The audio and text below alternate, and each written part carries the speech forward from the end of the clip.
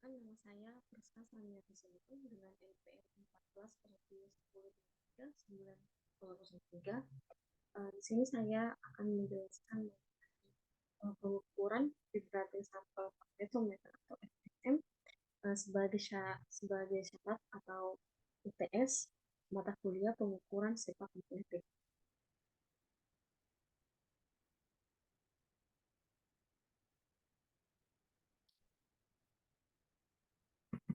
Di sini kita wajib mengetahui apa itu FSM atau vibrating sample magnetometer.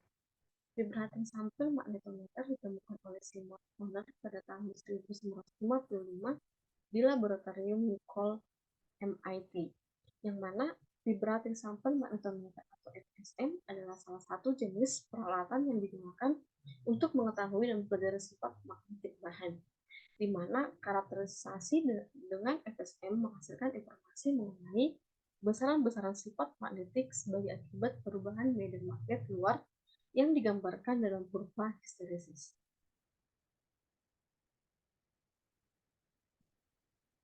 Nah, setelah kita mengetahui pengertian, maka kita harus mengetahui besaran-besaran magnetik. Yang pertama, saturasi atau disingkat dengan MS, yaitu mengacu pada titik di mana bahan magnetik mencapai magnetisasi yang magnetisasi maksimum dan tidak bisa lagi meningkatkan daya magnetnya, bahkan dengan meningkatkan daya magnet luar. Yang kedua, yaitu remanen atau MR, di mana remanen sendiri adalah sisa magnetisasi yang tetap ada dalam bahan magnet setelah magnet luar dihilangkan. Ini mampu untuk mengukur kemampuan bahan untuk mempertahankan sifat magnet. Yang ketiga itu adalah koersivitas atau KC, di mana adalah ukuran seberapa besar medan magnet yang diperlukan untuk menghapus sisa magnetisasi dari bahan, di mana semakin tinggi nilai HC atau koersivitas, semakin sulit untuk menghilangkan magnetisasi dari suatu bahan.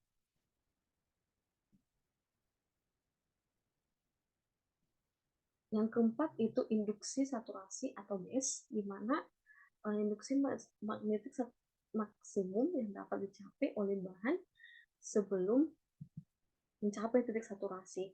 Hal ini menunjukkan seberapa kuat bahan dapat mencapai sebagai magnet. Yang kelima itu induksi remanen atau BR, di mana induksi magnetik yang tersisa dari bahan setelah magnet keluar dihilangkan. Yang keenam yaitu energi mekanik, di mana jumlah antara energi potensial dan energi kinetik pada suatu benda ketika melakukan usaha. Ini berarti energi mekanik adalah energi suatu benda yang disebabkan karena gerakan, posisi, atau kedua-duanya.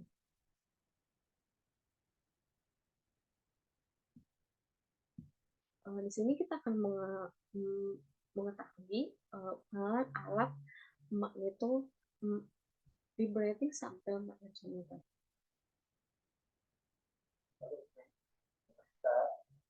Now, we will discuss about the vibrating sample magnetometer and their performance.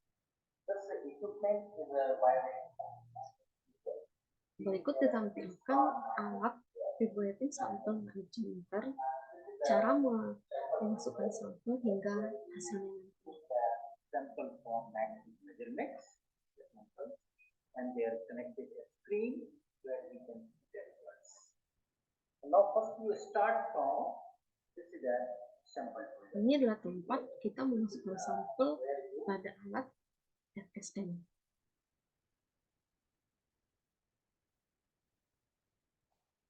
Lalu setelah kita memasukkan sampel, maka hasilnya akan terekam di komputer. In this sample, we have just took the sample and arranged in this folder.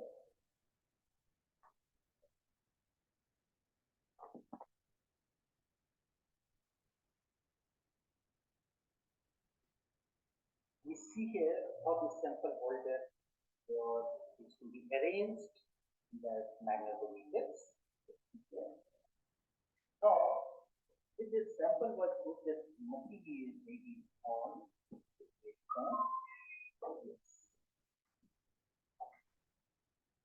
Now, the result of the sample you see on the screen here. On the screen, this is the magnetization curve of ini ditampilkan hasil dari sampel tersebut berupa kurva histeresis yang ditampilkan pada layar komputer.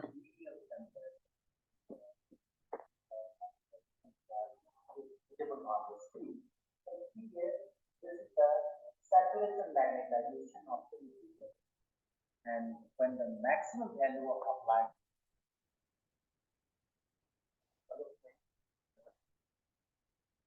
Nah, pada pengumpulan itu akan ditampilkan pada kurva histeresis.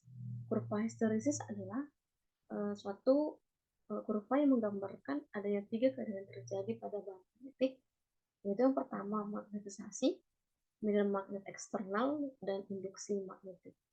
Kurva histeresis dapat terbentuk apabila suatu bahan termagnetisasi. Magnetisasi sendiri adalah suatu proses yang dapat mengubah medan bahan dari multidomain menjadi single domain apabila diberi medan magnet eksternal yang searah dengan medan.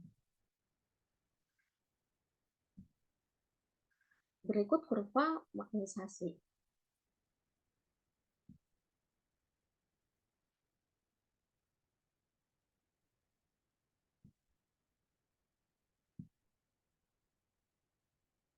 Pada keadaan awal sebelum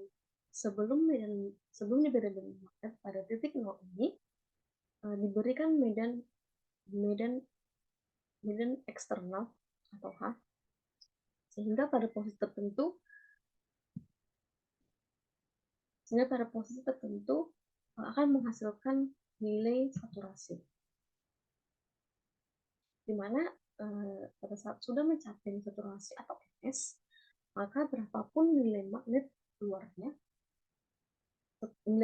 nilainya akan tetap sama, tidak baik turun maupun naik, karena sudah mencapai titik maksimum. Lalu bagaimana jika medan luarnya dihilangkan? Jika medan luar dihilangkan, maka akan kembali ke titik 0 dan akan turun kepada MR, di mana MR sendiri adalah magnetisasi Riemann, yang yaitu magnetisasi sisa. Jika suatu medan magnet batang didekatkan atau mereduksikan magnetik, dan jika medan magnet luarnya dihilangkan, maka akan ada yang tersisa, di mana pada saat awalnya semuanya searah, maka pada saat medan magnet luar dihilangkan, maka semuanya akan berubah arah dan akan ada yang tersisa. Nah, hal inilah yang disebut dengan magnetisasi Riemann atau disingkat dengan MR sendiri. Lalu jika ditinjau dari kurva diamagnetik dan paramagnetik, maka jika medan luarnya dihilangkan, maka akan kembali ke titik 0 tersebut.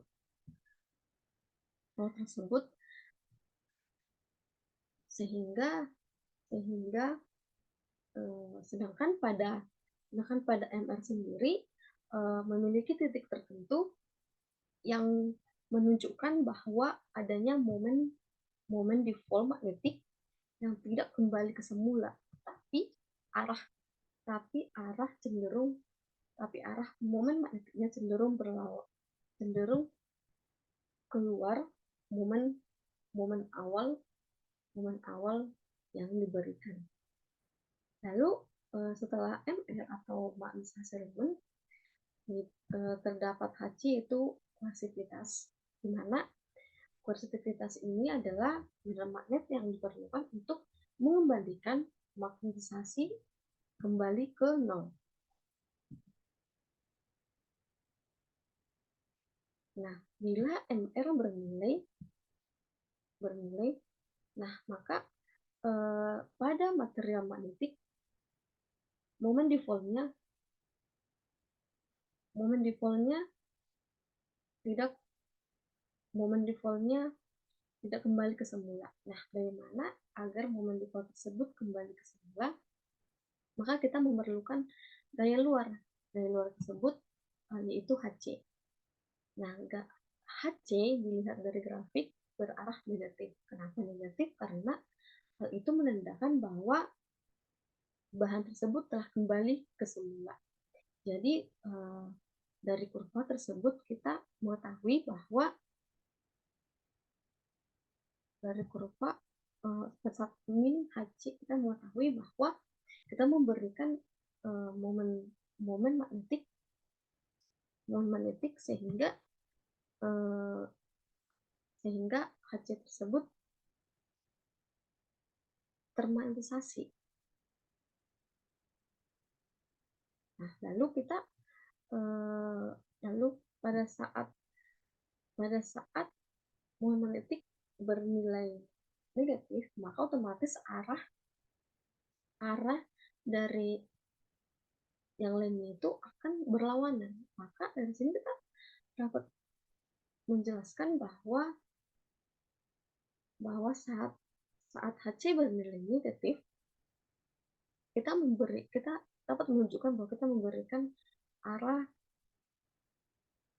medan luar yang berlawan arah, dan kita dapat mengembalikan momen dipol magnetik dengan cara memberikan medan luar yang berlawan arah dengan nilai koersivitasnya.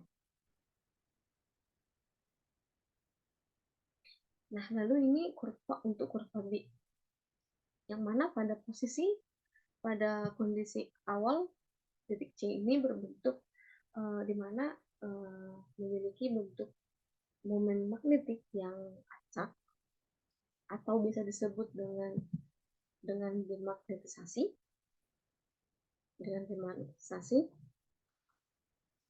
di mana pada saat diberikan momen eksternal H, maka nilai dari H ini akan berangsur-angsur naik ke sumbu positif. Sumbu positif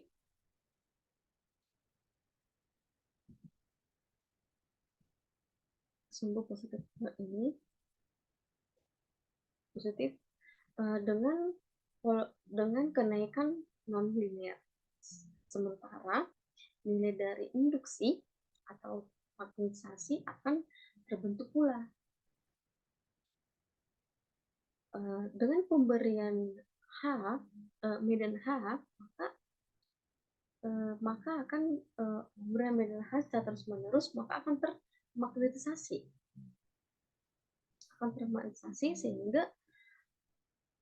sehingga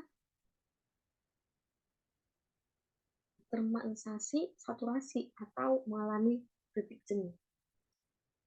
Maka pada titik tersebut disebut dengan magnetisasi saturasi atau MS.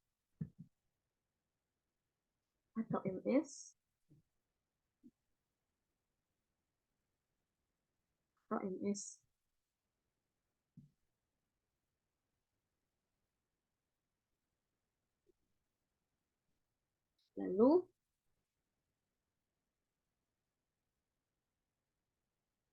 pada keadaan inilah arah dari momen magnetiknya seragam dan searah. Lalu pada saat momen magnetik dihilangkan atau bernilai nol,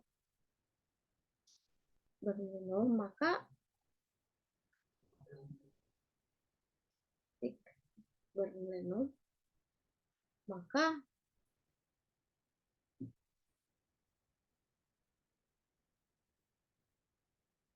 maka akan ada sisa, yaitu BR.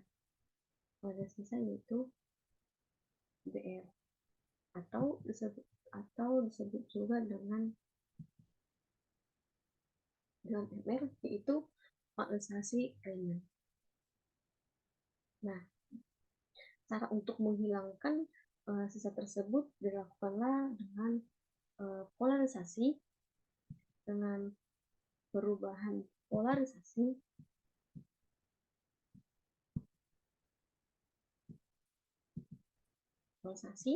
di mana medan H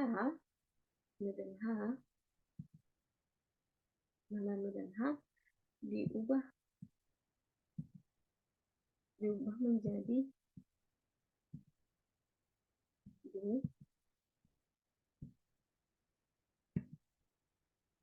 B sama dengan 0. Nah, pada saat magnetisasi B sama dengan 0, maka ini disebut dengan HC, atau medan koersif.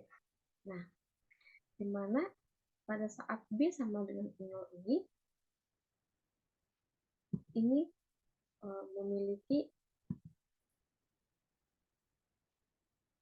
memiliki arah acak.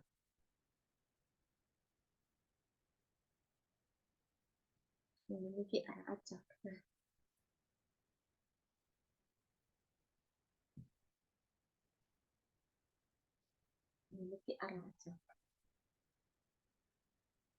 Lalu kita memilih acak. Lalu ketika medan H ini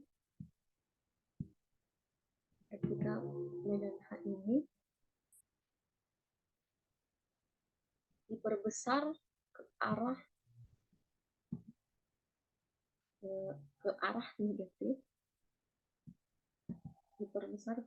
negatif,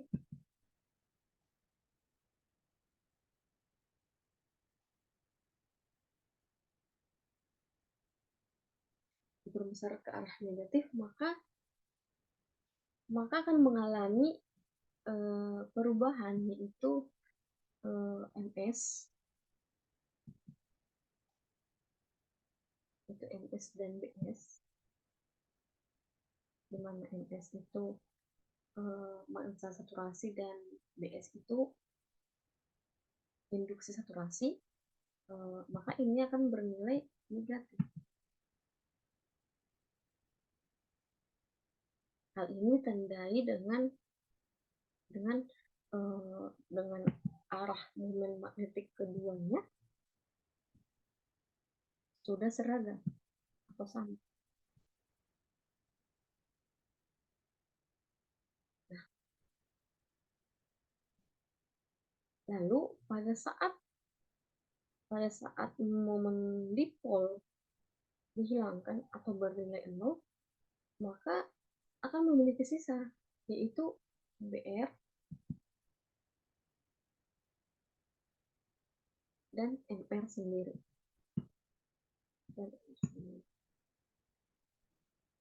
Kedua inilah diubah. Kedua inilah cara menghilangkannya dilakukanlah perubahan polarisasi. Nah,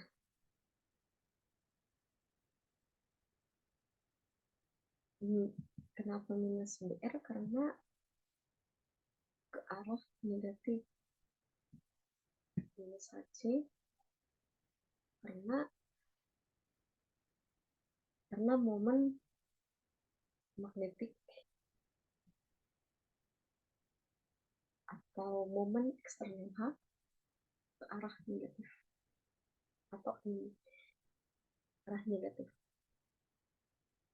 Jadi untuk kita mengetahui bahwa saturasi itu adalah banyaknya tadi ya. Saturasi itu adalah titik di mana bahan magnet mencapai magnetisasi maksimum. Maksudnya jika suatu titik sudah mencapai titik tersebut, atau sudah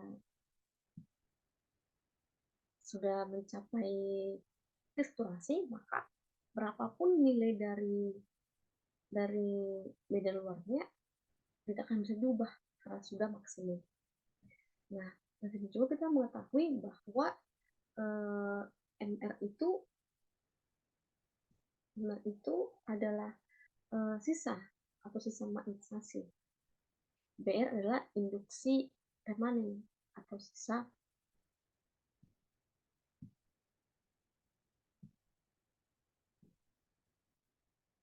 dalam bahas setelah medan magnet luar dihilangkan.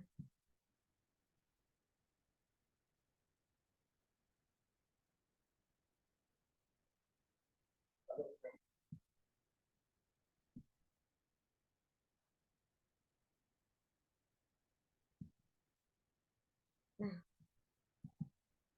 adapun kesimpulan dari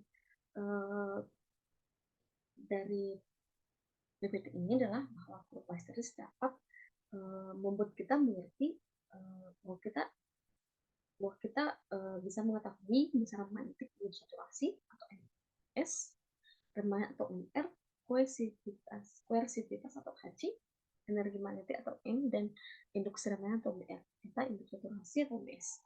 Di mana dalam besaran inilah yang membentuk adanya kurva histeresis, di mana kurva tersebut berguna sekali pada pengukuran alat baik termograf maupun PSM atau vibrating sample magnetometer.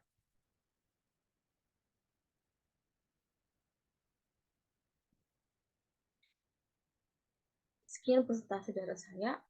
Apabila ada kesalahan atau tutur kata yang salah, saya minta maaf. Sekian dan terima kasih.